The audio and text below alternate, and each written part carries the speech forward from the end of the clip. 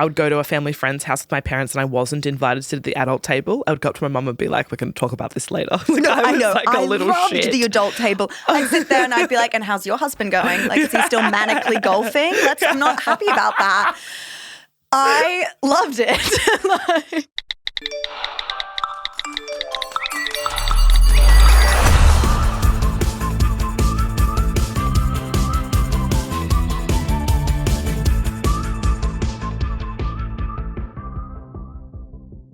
This episode is brought to you by Bumble. We know making the first move on dating apps can be a little daunting. Luckily, Bumble's opening move feature makes it super easy to get the conversation going straight away. Sarah, what is your opening move? I'm very curious about this, actually.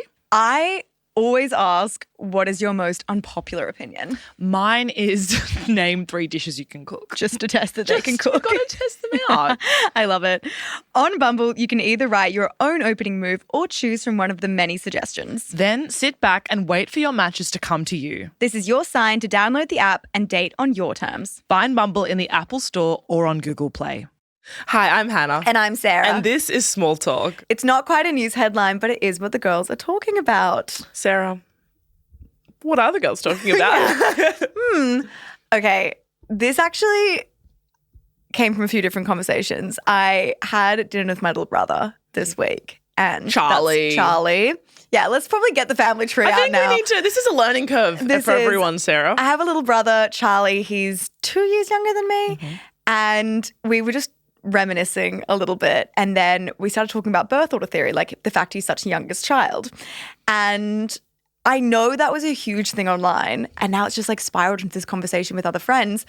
And especially about like dating according to your birth order. And I think this is such an interesting conversation because I really do believe that birth order does play a big part in your personality. And then this conversation came up again when we were filming for Prime Video. Mm-hmm. And we were talking about Fleabag and we were talking about how Claire and Fleabag have this like sister dynamic and it's the eldest, youngest thing again. And I was like, wow, this really comes up in everything and it's so interesting. So I want to ask the question, should we be dating according to our birth order? Now, I love the jump you've made.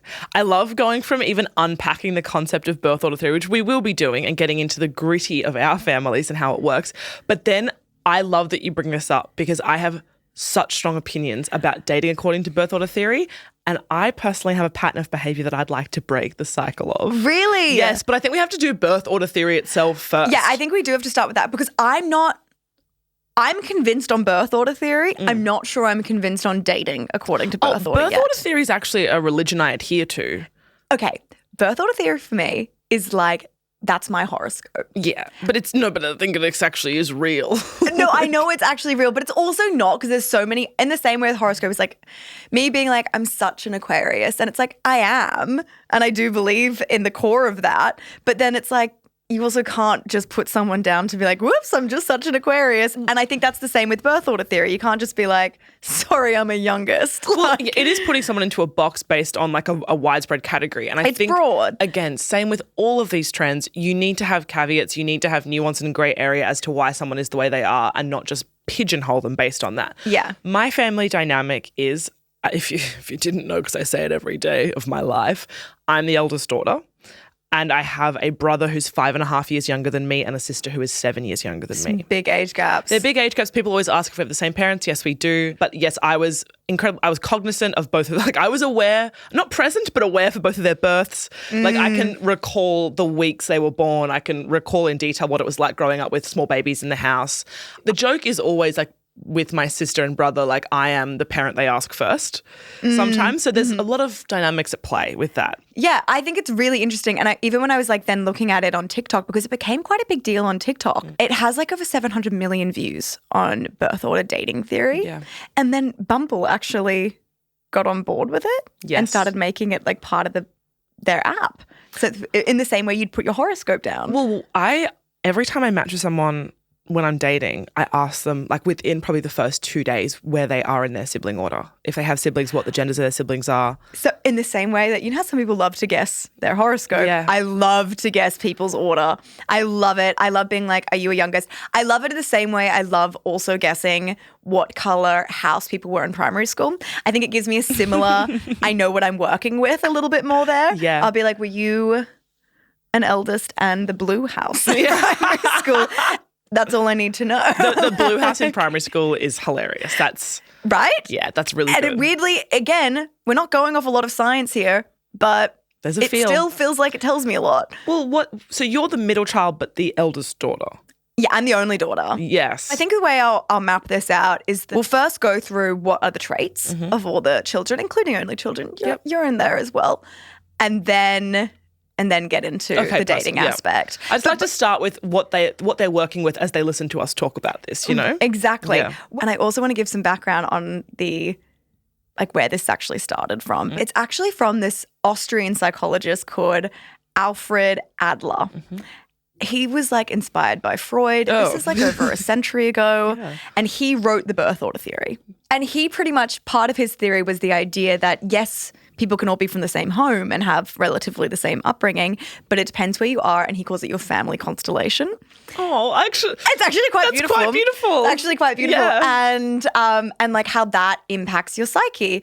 I was actually reading an article about it on Cosmo. They're talking about how like it's so weird that concept that's been around for over a century is now trending again and something we still relate to a lot.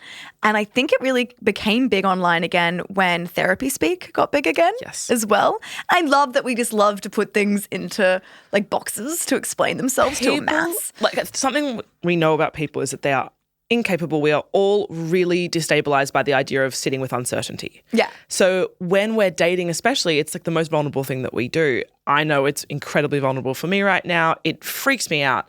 And any time that I can make sense of something or draw connections that might not be there, it gives us a sense of safety, even if that safety is so false. I know. So I think personally, I understand why we do what we do, because I'm constantly wanting to understand the other person and try and bridge the gap in knowledge I have about what they're thinking. It's funny because Alfred Adler's work is still very much debated. It's with a pinch of salt, in the same way Freud is. And I think that's how we should refer to science, just with a pinch of salt. Well, this isn't like, I don't think it's science. It's like, it's behavioral. It's a theory. There are so many caveats we have to go through. Okay, let's go through the different orders. Eldest, known for being more neurotic, for being organizers. Yep. And I think the thing that's interesting about eldest, they had all the attention from their parents first, and then they are taught to share. Yes. And that's an interesting shift to have to learn. Yeah. And only the eldest will understand that. There's also an element of life preservation. Like the eldest, because you're the first baby, your parents protect and are very much focused on your safety at all times. I think that's reflected in the kind of career paths eldest tend to pick. We're less likely to do extreme sports. Like there's lots of studies on this that prove that it's just not risk-taking behaviors as much. No. And I called my big brother. I have a big brother, Will. So Will, Sarah, Charlie is the order. And Will's 2 years older than me. And he lives in New York now. And I called him and I was like, look, I'm doing an episode on birth order theory. How did you feel as the eldest child? And he was like, I fear I fit the mold perfectly for it. He said, one of my first memories of you guys was I always wanted to go play in the playground every morning. Like he wanted to get to primary school early so that he could like play basketball for longer. And so he'd be like, fucking Sarah and Charlie. So he'd like come and wake us up way too early.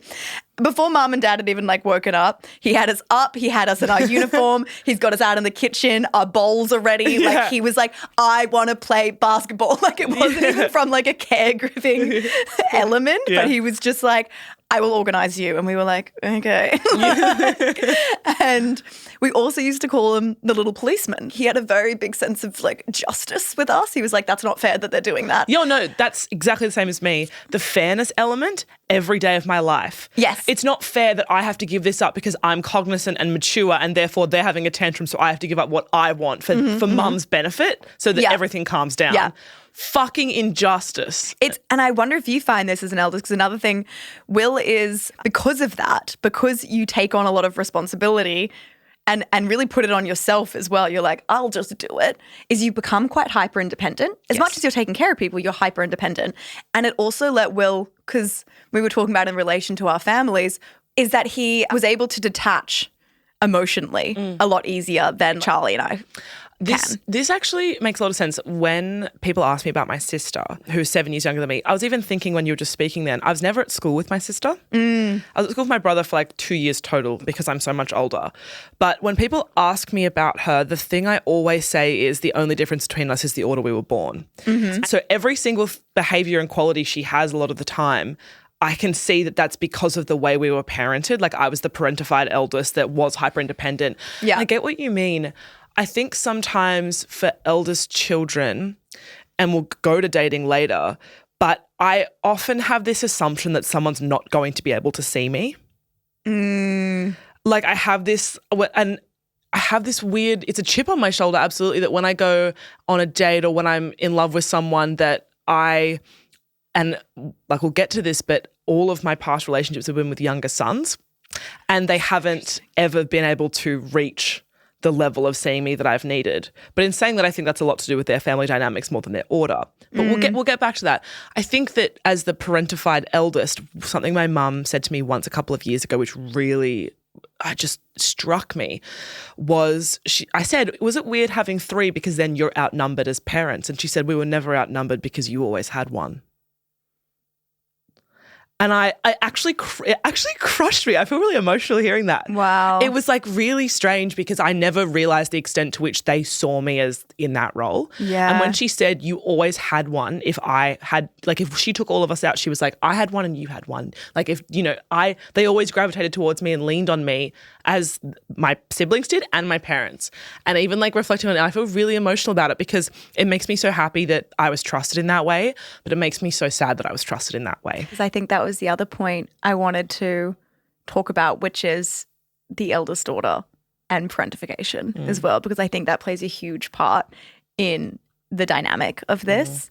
But I will say lastly and it's like stuff that struck you, even when you're talking to your parents, is I was chatting to my mum this week about this as well because I was like, let's get some research. What is everyone thinking? But when I said, what was it like having Will first and like having an eldest? She was like, I always feel bad for the eldest because kids don't come with a manual. So if you're going to fuck up, it's going to be with them. And we're only human. And I was like, it's true. And it's scary to think of your parents like that, especially when I consider like my mom was like 26 when she had a kid. I'm older now than my mum was with child. That's and wild. I would consider myself a child bride at this stage. And that's a really crazy thing to think. If I was given a child right now, I would fuck that up. I don't think you would. Maybe not, but it's like it's like giving grace as you get older. Absolutely. And I think my parents really deserve that. Which kind of brings me in to the middle child. So the middle child is interesting because a middle child, you sort of do get a little lost in the middle, but also you have serious people-pleasing tendencies because you're kind of playing both. And I resonate with that. But I also don't resonate entirely with the middle child because I was the only girl. Yeah. So that was my point of differentiation. But mum always did say it was interesting that like sometimes if you're the only girl with brothers, you could lean into that and like play footy. Mum always said it was very interesting the fact that I never. My brothers could do whatever they wanted together. I was like, no, thank you. I'll play by myself. Yeah. Like I'm so hyper girly. And the fact that I don't have a girl to play with right now is not going to affect that. But that always, I guess, was a point of difference for me. But I do think middle child syndrome is such a classic throw around term. Does your brother feel? My brother is a classic middle child. I never get to talk about my brother either. He's such a private person. He's incredibly introverted and he's like my sister and I, mirror image, so outgoing, just the loudest person in the room. My brother is quiet and thoughtful and considered and rings me for dating advice and is just the most beautiful man. Aww. Like interestingly, he's so divergent from the two of us. Like my sister and I like go out and party a lot. My brother is 21. He's never had an alcoholic beverage in his life. Like he is just the quiet, mediator who just wants to observe? It's mediator Yeah. for sure. That becomes part of it. But also the fact that he also has differentiation as the only boy means you do stand out and you are a bit separate, because then he's not going to be able to relate to you and your little sister in that same way. But then also going back to Adler's studies, middle children tend to have lower self-esteem. Yeah. And that they tend to like receive less emotional and financial support from their parents. They are independent because of that, because they do just sort of break away, but they do tend to have stronger bonds outside of their family unit. I would agree with that too. My brother is probably, he's really close with my mum particularly, and he wouldn't admit it, but I think that he is someone who has lower self-esteem than my sister and I. And he just really wants to have his private inner world. And it seems so full to me from the outside. But I really understand what you mean in terms of the esteem and the focus, because we took up so much of that all the time. Yeah. We are so demanding, both of us girls. And he never got the attention that he deserved. And then that kind of brings to youngest. So according to Adler, according to just the general reputation, is the youngest is meant to be the more wild one. Your parents are more relaxed with them. And they kind of have the space to be usually more outgoing. They're like funnier or more rebellious, whatever it is. And I think, even though I don't always see that in the youngest, I do think there's an element of what motivates youngest children is either they are trying to differentiate from their older siblings or they're trying to catch up. Yeah. So a lot of them grow up faster or act out or act older than they are because they're playing catch up and they want to be respected by their older sibling. There's the rush. There's just such a rush. Also, interesting, I want to ask you, what are your parents in their own birth order? So both of them are eldest. My dad had a younger sister, and then, mum's eldest of 7. Wow. Yeah.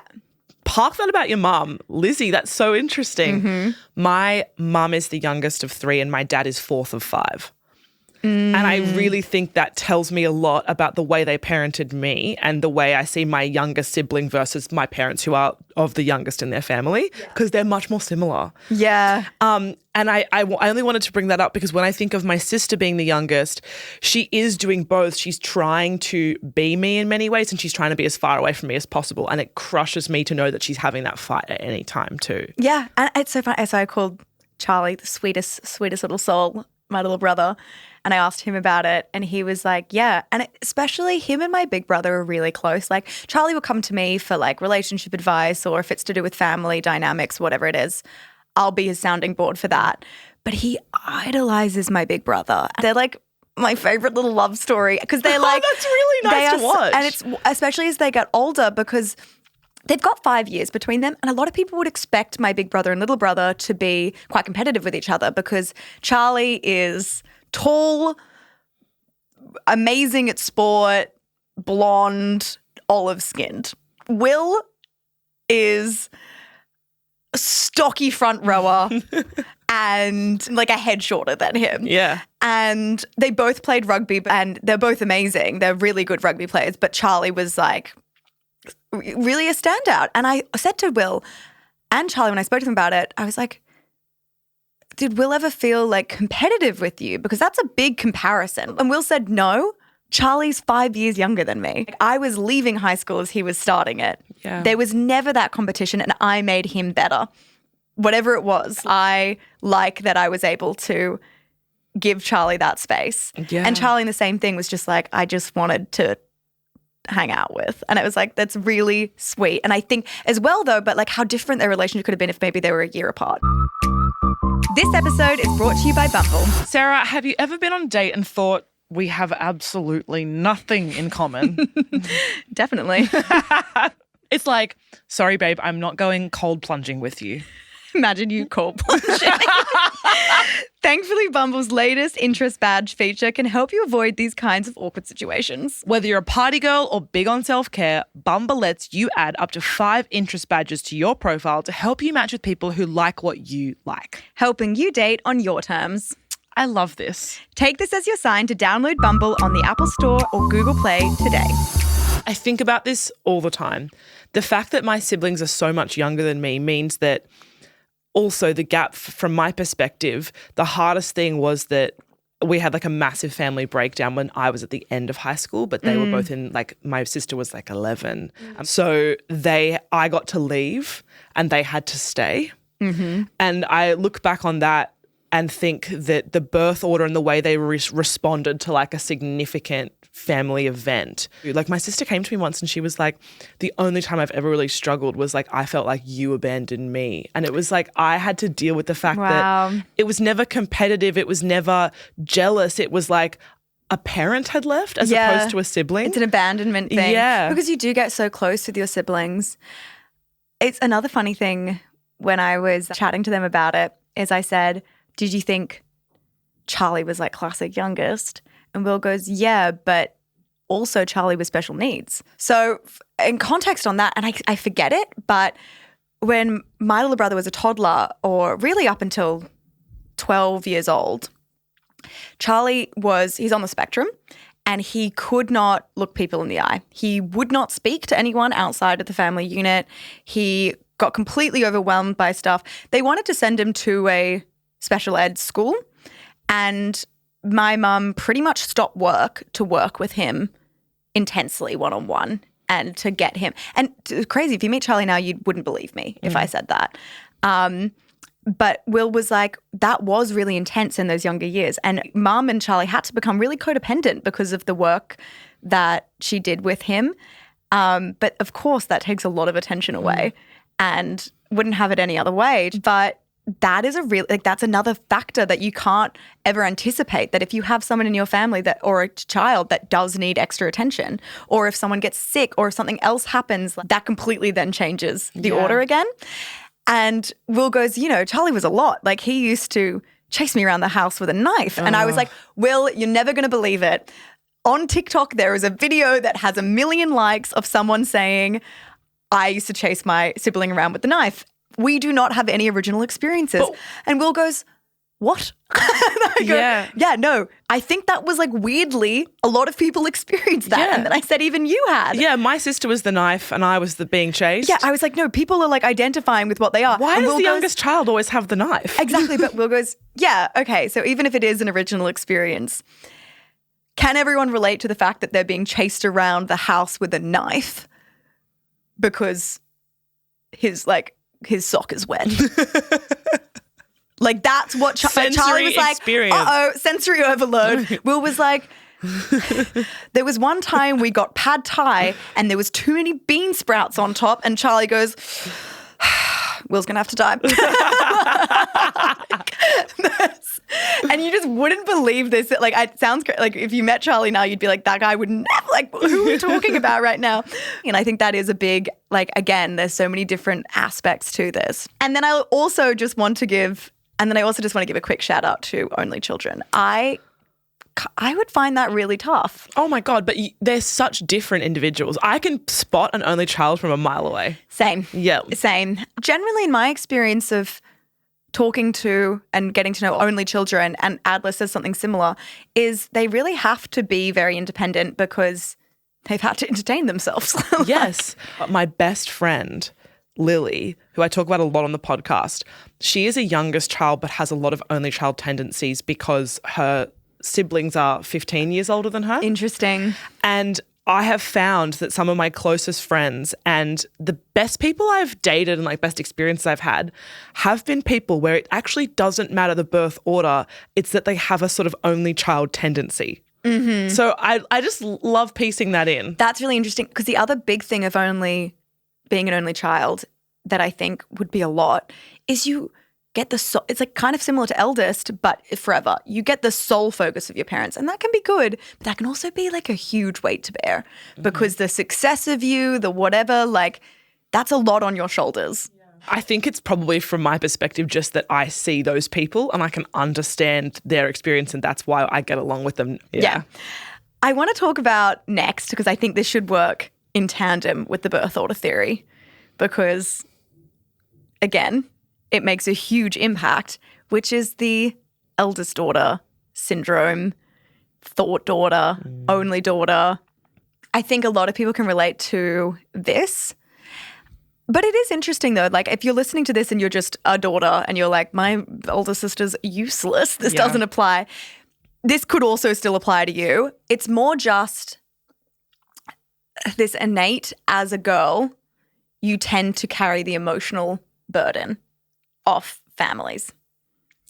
And it's this idea that you as the eldest, even if you have an older brother, the older brother could, like my brother did, detach emotionally quite early on. And so you become this like tiny adult that will mediate your parents' fights. In my case, that was it. Or become a bit of a therapist. You kind of think it's fun. You're like, what's this like Gilmore Girls relationship I have going with my mum? But then you get to, your late 20s and go, I love that we had that relationship and that you relied on me heavily for emotional support from a young age because now we're so close, but also I resent you for it because I'm sad that I grew up that fast. Yeah. And it is a really common tale with eldest daughters. It's actually got a term called parentification. Parentification is when you're a child taking on adult responsibilities.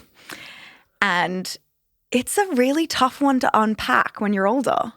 I see it and I feel it in all the eldest daughters that I have around me, which is so many. But I also will say, I don't know if you had this experience, but I think like especially in the line of work we're in, I was talking to someone about this yesterday.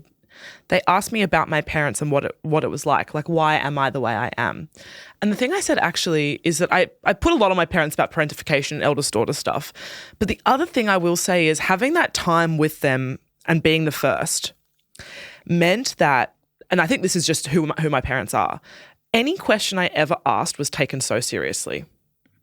Any query I had, any interest I had, because they saw me as a little adult, they really respected me with conversation at all times. Like nothing was ever like, oh my God, you're too young or don't you're not allowed to do this. It was always a conversation where they met me where I was at and tried to explain something in an age-appropriate way. Interesting. And I think as much as I was parentified, I also am who I am today because my parents gave me this like mutual respect from like the age of 3. Oh, yeah. I think it's played a huge part, and some of it's for the best. Like some of it's funny. I remember being like 7 years old, sitting at a table like, I don't know, I just think you should divorce him. I don't really want to go through this again with you, Lizzie. Like, I'm losing sympathy. Yeah. He's going to do it again. Like, worst situationship ever. And my parents, I probably should give a little bit more context to that my parents were like teenagers in a relationship and the highs are high and the lows were low. And because it was always in that swing and roundabout phase, and one thing we can all agree is we wished our parents got divorced a lot earlier. They only divorced about 2 years ago. And we never actually thought we'd see the day. But, that was made for an interesting dynamic that I was constantly the relationship therapist to my mum and then constantly sitting my dad down to be like, so here are some tips on empathy. And that was kind of a crazy role to play so young. But it was what made me funny as well because I liked that I was taken seriously in my opinions and I was like, yeah, let's do a drive-by. And I'm like, am I your girlfriend or your 8-year-old daughter? I don't know. And it's tough because I'm like, well, if I didn't do that, who else would have? Will was not going to be like, let's hash this out. Yeah. No, I completely understand. I remember when I would go to a family friend's house with my parents and I wasn't invited to sit at the adult table, I would go up to my mum and be like, we're going to talk about this later. I know. I loved the adult table. I'd sit there and I'd be like, and how's your husband going? Like, is he still manically golfing? I'm not happy about that. I loved it. Yes. But I agree with the same thing. It took my parents 12 years beyond when they started having me referee their fights to actually separate. But yeah, and we should acknowledge, like sometimes it's funny and then other times it was like, I shouldn't know as much as I know about your relationship. No, of course. And that's why we are good friends because we understand each other.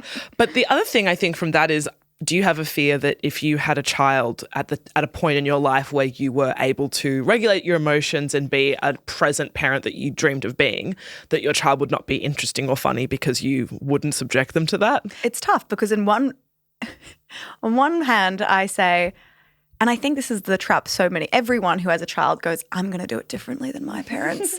And you're kind of setting yourself up to fail in that. And I think it's not fair to say that about your parents either. People are so complex. And the older you get, the more you realize that's an unfair statement.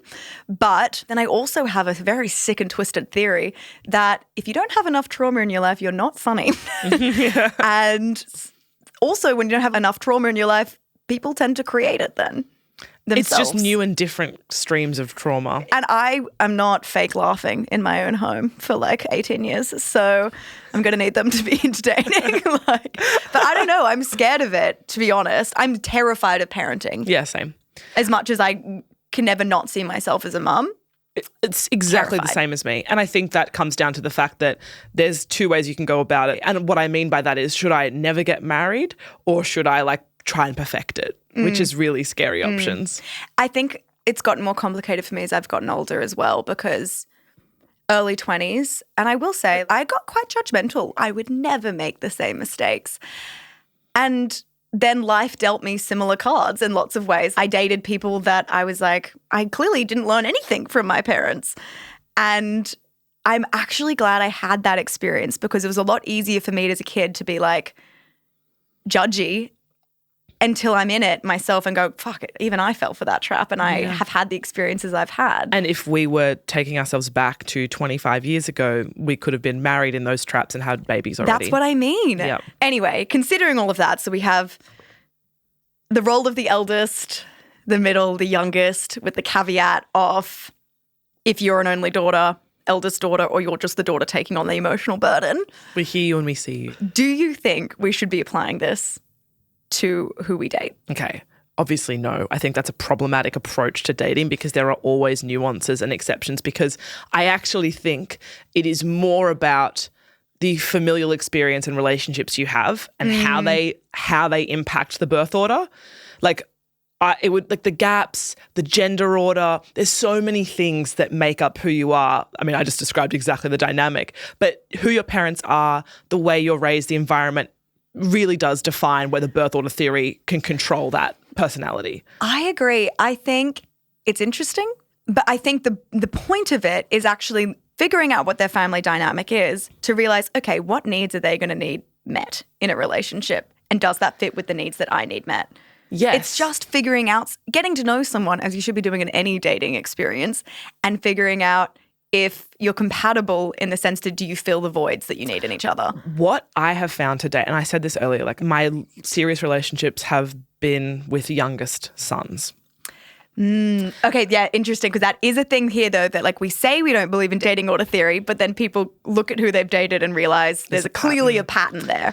What I've found, and this is what I'm about to say is so loaded and so unfair, because I just want to meet people, and I should stop asking the question, frankly, because I feel like because I've got this pattern, that's why I ask people before dates now. What I've found in these relationships and dating experiences is that what I'm attracted to in them is the fact that they are gentle and soft and fun and spontaneous and different to me in all those ways, right? But they're attracted to me because I represent order and leadership. And that's not eldest daughter, but a lot of those things kind of come out through me. Ultimately, the thing that has let us down, though, I mean, there's more than this, but I haven't felt seen or heard in those relationships, because when I'm struggling with work or when I'm struggling to manage advice to my parents or siblings, they just don't understand. Yeah. And it's really hard to determine. And you're like stuck in that role forever then. Yeah. And it's like sometimes as an eldest daughter or as an eldest or whatever your dynamic is, I'd like to retire. Yeah. Take the wheel. Yeah. And it's almost that the thing I feel so deeply is like, I just want you to plan a date, or I just want you to plan a holiday, and I just want you to step up and recognize that what I need from you is to be taken care of, actually, sometimes. But what's interesting, and I guess you can't speak to this yet because I don't think you've dated an eldest yet, but okay, so there was another study. It was done in Norway. It's also what's been floating around on TikTok, and it has matches of like who are the worst matches and who are the best matches according to this theory. And an eldest, which is who is likely to do that for you, are the most likely to like not work out. Really? Because it actually, when you're faced with it, is like, fuck off, you're actually stepping on my toes. I get that. Yeah. And I wonder if you'd actually hate it. Yeah. I think of my best friend and I'm like, I mean, I think as someone with only child qualities or eldest child qualities. But ultimately, I also wonder when I'm talking about these younger sons, if I'm just talking about people who are less emotionally intelligent than me, and it's unfair to put it down to birth order. I know. And we'll never know. What do you think for yourself? What have your experiences Well, it's interesting because when we were talking about this, I was like, I don't have a pattern. Like, it's been really sporadic for me. I've dated eldest, I've dated middle, and I've dated youngest. And I would say they didn't really make much of a difference to me. But I think that's because I'm the middle child. And what they say in this theory is middle can actually swing either way. You're actually comfortable in both because I'm used to having a younger and I'm also used to being bossed around a bit. So it really depends. I can go either way. So middle child's a bit... Okay, chameleon. I don't think you should go for another middle though. Yeah, apparently middle and middle is like, it's fine. But like no one's really driving that ship then. Also middle children in relationships, like you tend to, according to the study, not me saying this, you struggle to advocate for yourself a bit in relationships. Because you're both kind of just closing it down. Because you're people pleasing. Yeah. So maybe an eldest would make more sense. Yeah. I don't know. I'll keep testing the theory out, everyone. Let's report back every day. Apparently the worst is youngest son, youngest daughter. Really just youngest. Again, similar. Who's taking the reins here? This is really fascinating. I'm so keen to hear from people who are listening what their experience has been and if it aligns for them. I think I will continue to use, do you have siblings, and like trying to gauge where they're at in my first dates because I do find it interesting in the same way I find a horoscope interesting. But am I going to not go on a second date because I'm like, we can't both be middle children? No. No, absolutely. And I think for me, it's always just an interesting starting point because it tells me a lot about, like, again, if they have sisters, their age gaps. Those are the things I'm most interested in. Oh, I'm so impressed if they have an older sister. I'm like, amazing. I did go on 2 dates with guys at the very start of the year that both had 3 older sisters. Amazing. Didn't turn out good. I did not think that they reflected that in their attitudes. I thought, what are they doing? I mean. Grain of salt, everyone. That's why I wanted to add that because I thought, I went on the date thinking, great, they have 3 sisters each. And I went and thought, what the fuck were those sisters doing? But yeah, send us through your thoughts on this. You can actually comment on the episode or you can send us a message on bigsmalltalk_pod. And you can also just send us a message if you want us to cover another topic or if there's something you're seeing right now that you'd like us to hash it out. We will. And we will see you next Tuesday. See you next Tuesday.